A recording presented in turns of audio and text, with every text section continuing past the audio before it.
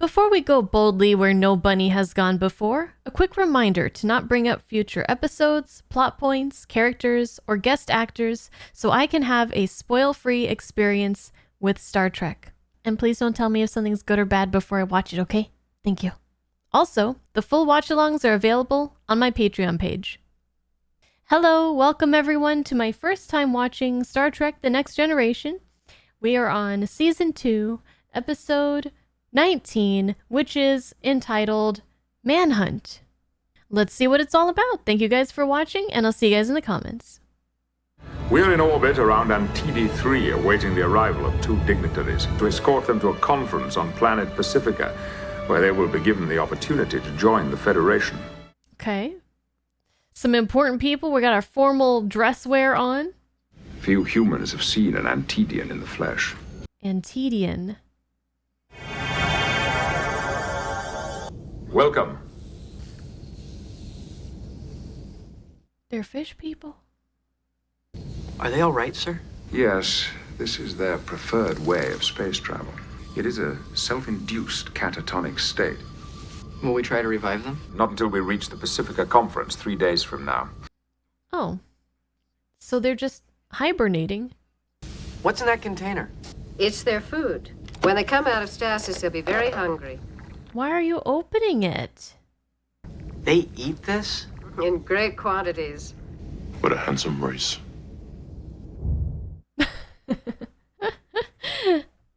So what did you think of the Antedians, Wesley? They are rather strange looking, Commander. I'm sure that to the Antidians, we are equally unattractive. I'm sure, yes. Transport vessel, just coming into range. Oh my God. What? Is it your mom again? What's she doing here? On screen, Captain. A VIP passenger who I'm ordering. Oh, let me talk to them. I'm sure I I'm was more on- kidding! Mother. Well, I couldn't think of any other reason why she would react that way. She is listed as representing the Beta Z government at the conference. Please, don't do this to me. Jean-Luc, what naughty thoughts. Oh, leave Picard alone. Now, are they gonna put the cool fish people on the back burner, though, like they always do? They better not. It's so like my mother to do the unexpected. Apparently, it wasn't that unexpected. Pleasant to have her as a guest of the Enterprise again. Well, it'll definitely be lively around here, for sure. Legs, for the legs. Where they belong, Mother, right under you. Oh, that's the dinner for tonight. Don't worry. They're Antedian delegates. They're being stored here temporarily. Last time I saw something like that, it was being served on a plate. This is why I like her. Well, well, well. And you, Jean-Luc, I wasn't aware you had such handsome legs. Oh, and this guy's back. Yay. You can put that down, Home. We can't deny the captain the honor of carrying my belongings. I will not interfere with Mr. Holmes' duties this time. Now, that's not what you're really thinking, Jean-Luc. You forget I'm a telepath. Nobody is forgetting that. I'll carry it. Oh my god. Let Lurch do it. Just down this corridor. This is me trying to take in all the groceries. Is he still yours? Humans no longer own each other that way, Mother. That's a custom we may have to introduce again. Oh boy. Well, a good job, you. Riker. You did it. Glad to help. Does Riker not have great legs too? I mean, she is just the worst. I am serving a Betazoid dinner of greeting tonight, Captain. It sounds delightful. He's a fine man. He's a little bit on the stuffy side, but all in all, he's not that bad. You sound like you're sizing up a commodity. But that's exactly what men are, darling. Is that why this is called Manhunt? And she actually complimented Captain Picard on his legs. I would have thought a telepath would be more discreet, sir. Oh no. And she lets you know what's on hers. Gentlemen, the Oksana Troy must be treated with the appropriate respect. Is that understood? Of course. Of course. They're still catatonic. Status of the beings is unchanged. So it's not just the transporter that they dislike, it's just being on a spaceship in general. It will be a dress uniform dinner, gentlemen. Okay. Sir? To which dinner? Nothing I've been invited to. Any of you? Oh, to the Betazoid dinner with the ambassador. I like the dress uniforms. I think they're nice. You're not attending the dinner with the rest of us this evening? Well, I've already eaten, but thanks, Captain. She has the Antigans, the Antigans to care for anyways, right?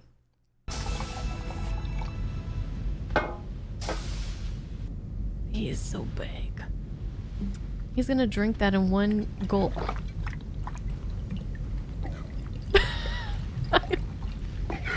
He really did it. I'm sure the others will be here soon. He's not one for conversation. The other officers? No? Oh, it's a date. Hello, Jean-Luc.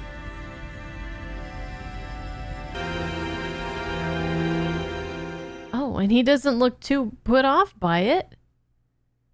A toast to Earthmen, who, despite their many faults, have that unique ability to charm women of all races. Thanks. How romantic. I know what you're thinking, Captain. You're wondering whether I'm seeing any other man. Actually, I wasn't, I wouldn't worry about it, Jean-Luc. I would Competition seems to bring out the best in the human male. not want to be around her if she's gonna keep reading my thoughts and saying them back to me. No privacy in my own mind. I'd assumed that my senior bridge officers would be attending. Betazoid women are full of surprise. We're learning that, yes. I wonder what's made me lose my appetite. Any ideas?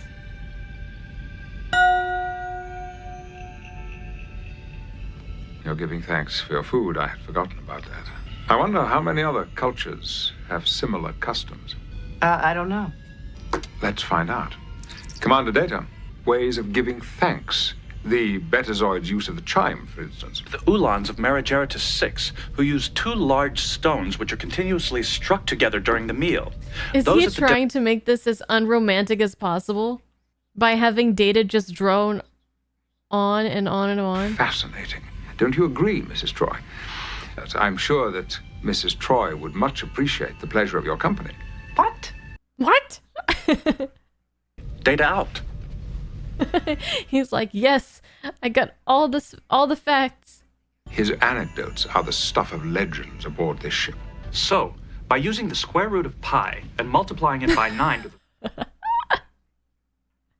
the distance between the Omicron system and the Crab Nebula.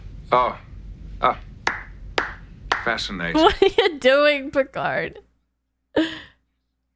I'm sure Mrs. Troy would love to hear the one about brown dwarf stars. Not really. That's so. It is. However, Your mother seems quite an interesting woman, Deanna. Picard's got a leg up on her this time, though. It's something that occurs to Betazoid females as they enter midlife. Oh. Betazoid female becomes fully sexual. I also think that I saw the captain on his way to her quarters. I wonder if I shouldn't warn him. I'd consider it an excellent exercise for his reflexes and agility. Doctor? He is staying ahead of her. and at this point, the second co-orbital satellite avoids a collision. She is drained. I hope I'm not interrupting. No, I must, as a matter of fact, be getting back to the bridge. Perhaps I should remain and further entertain our guest. No, We must do this again sometime. I know we will. Oh, he's smart. The captain is every bit as charming as your father was.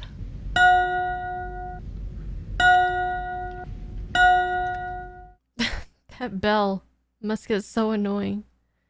Later, you will never know how much I owe you for that. I know many more interesting anecdotes, sir. For example... Later. Yes, sir. Okay, where is this going? Don't be absurd, Mother. You knew what would happen. This guy loves his alcohol. What stage is it in? Oh, I have it completely under control. Now I know why you wore that dress. Nothing provocative about it. Mother, don't even think it. Why not? He was thinking about it all through dinner. I was what? I don't think he was, though. Maybe subconsciously, but like... For a telepath, your mother's accuracy leaves much to be desired. Mm-hmm. Is quite advanced. Except for now. A betazoid woman, when she goes through this phase, quadruples her sex drive. Or more. Wow. Or more. Why is there an episode about... Okay.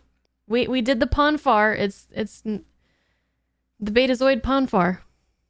She has decided to focus all her sexual energy on one male who will, of course, eventually become her husband. You are the early favorite. Congratulations, sir. I'm not amused, number one. No, certainly not. There must be some way to convince her that it's quite impossible. A Betazoid woman in the phase would be shocked and deeply resentful should you spurn any such advances. Well, what the heck is he supposed to do? Prudent, if I were to make myself less available for the duration of the journey. Oh. The office of Dixon Hill, private investigator. Why are we going here? This episode is everywhere.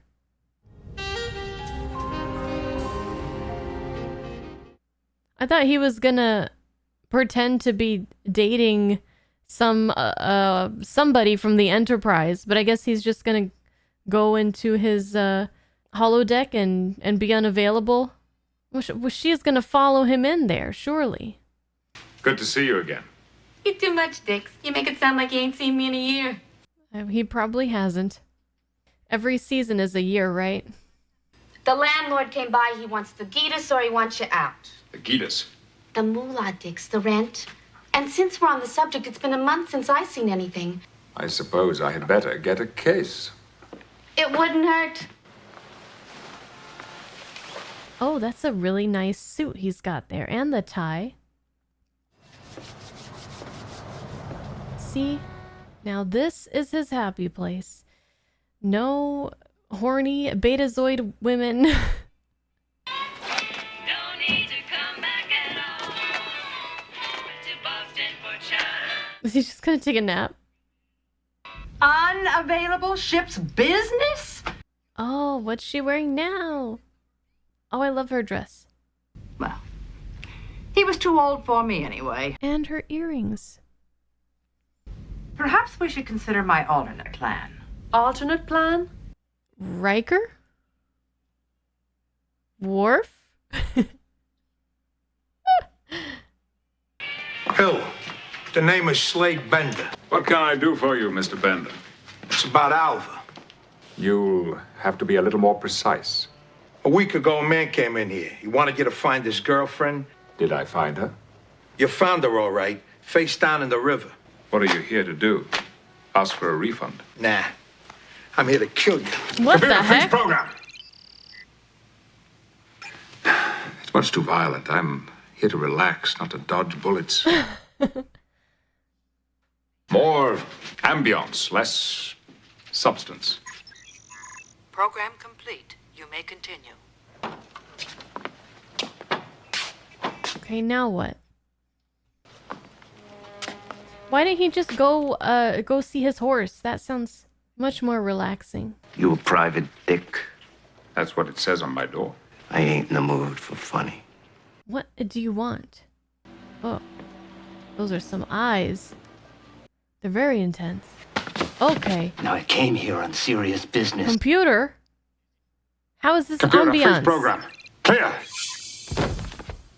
Just go ride your horse. Reconfigure. You may continue. You're through ducking me, Hill! What the Computer, freeze heck? program.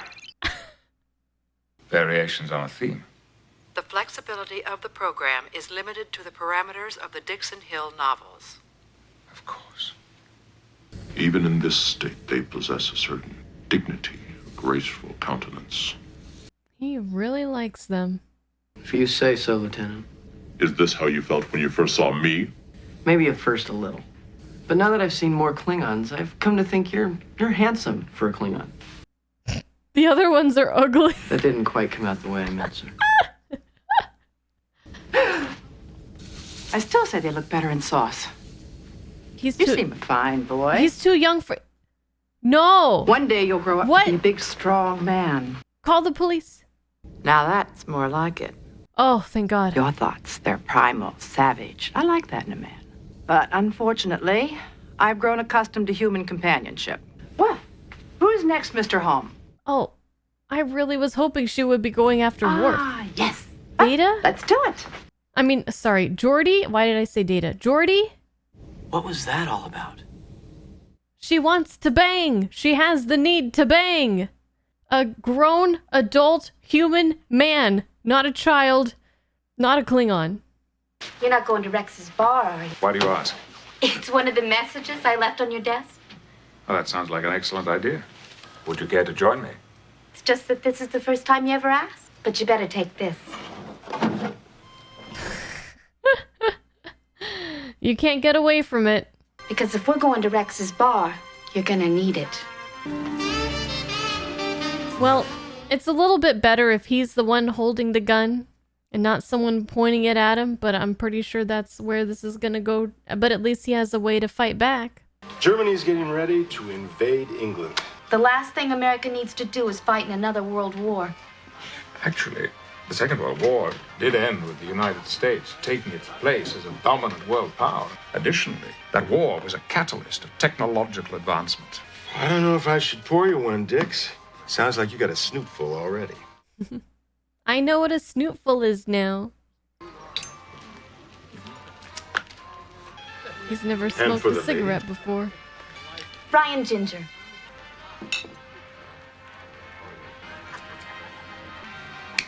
Money.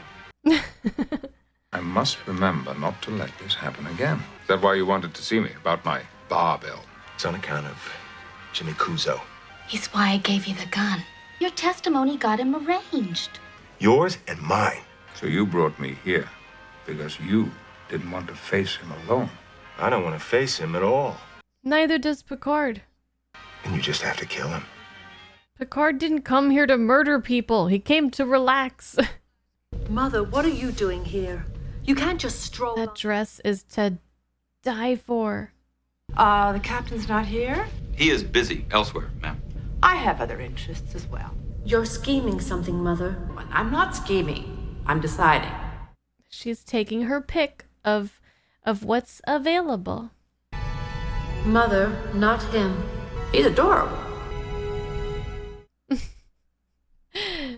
Deanna's like, I know. And Mama Troy is like, well, I don't see you jumping at the bit for it. The Antedians are coming around.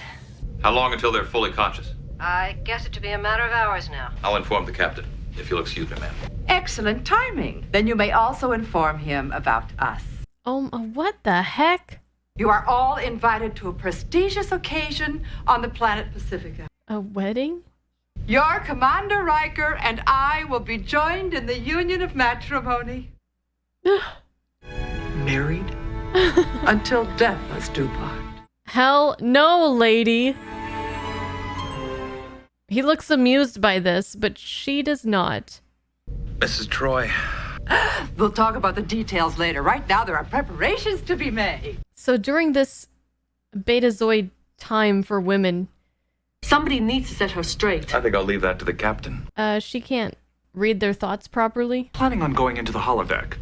I thought I might. Would you like to join me? Could you postpone our departure for just 5 minutes, sir? Is he's gonna dress up? You said you had responsibilities. What exactly did you mean? Well, there's never a dull moment in this episode, I can say that. Jimmy. It's Data. Sorry to bother you, Captain, but our 2 passengers have awakened. I'll be back before Jimmy Kuzo arrives. Your friends have time for one drink, haven't they, Dix? One more round. It's Riker's bachelor party. Nails from Chicago, and this is Carlos. from South America. You know, I don't think I ever heard your last name. Don't think I have one. Just Rex, that's all. He never got written a last name. Woman, both wealthy and beautiful, now thinks that she's going to marry me. Sounds like you got yourself one heck of a deal. No. Oh my god, those shoulders. Come along home. They're too much. The shoulders are too much for me. Hello, computer? Don't knock on. Follow the comm panel lights. They will lead you there. Oh. Oh boy. Now she's gonna join the Dixon Hill scenario. Good God, what's that? That's Lurch, and that is a walking flower. So, this is where you've been hiding, Jean-Luc. You've been making your true feelings quite clear. You feel unable to handle me. A high-class lady like yourself want to hook up with a mug like that? What? Don't disgrace the beard. That's very rude. You're as much class as this joint's ever seen. Here. She's found her match. He's just the most remarkable man. I've never met anyone like him. Well, that's because he's not a man. He's a program. Well, I've never known a man so able to keep his true feelings completely hidden. And I never realized how erotic that could be. We have some things to discuss. So how long does this phase last? Go get her, Rex. Should we tell her? Nope. I think it would be only fair, but let's allow her the moment. What? The loot? Flute? Oh, they're hungry. Our passengers are on their feet. What's their condition? Hungry. Very hungry. They're in an eating race. Would you like to be shown to your rooms? I think maybe when they're done with that whole barrel.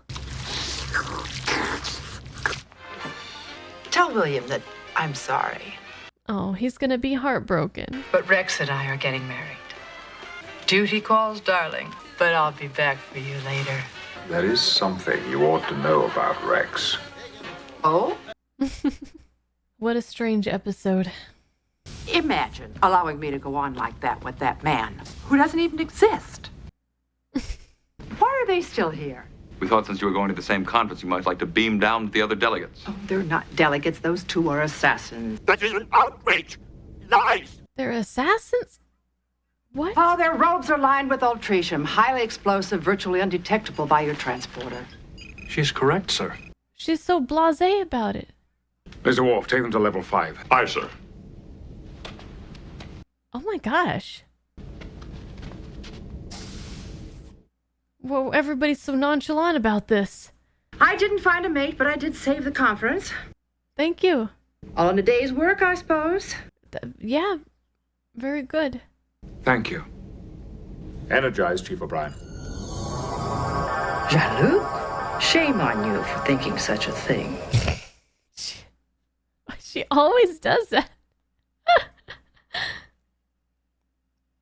Okay, and that's the episode.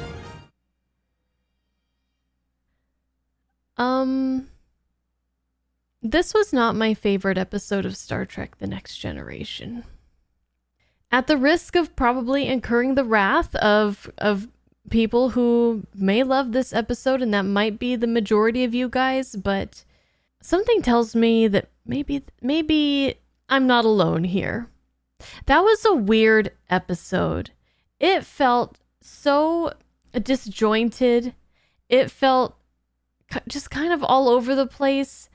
It was more of a lighthearted, I guess, funny episode, and it had its moments, but they didn't land well enough to carry the whole episode, if that makes sense.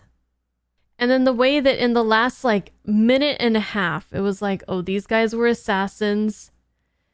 They have explosives that can blow up an entire conference right in our transporter room.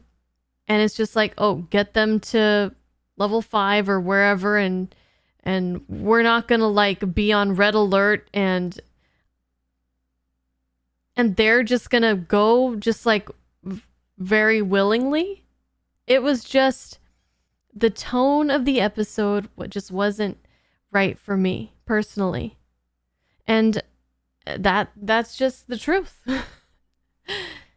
Will this be another like a piece of the action where the first time I watched it, I wasn't really a fan. It was just kind of okay and I didn't really get it. And then on like repeat watches, like through editing and watching the target audience reaction to it and kind of just, rewatching it in those ways, I really, really liked it. So maybe that might happen with this episode. I don't really know, but I wouldn't be surprised if it kind of just stayed a weird episode that I could kind of take or leave.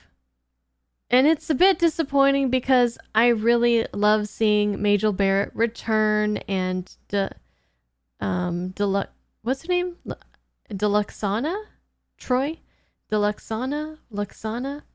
I was excited to see her return. I much preferred the first episode that she appeared in the first season to this one. Yeah. Well, that's just me being honest. Wasn't really my thing. Is it yours? Let me know. Is it not yours? Let me know.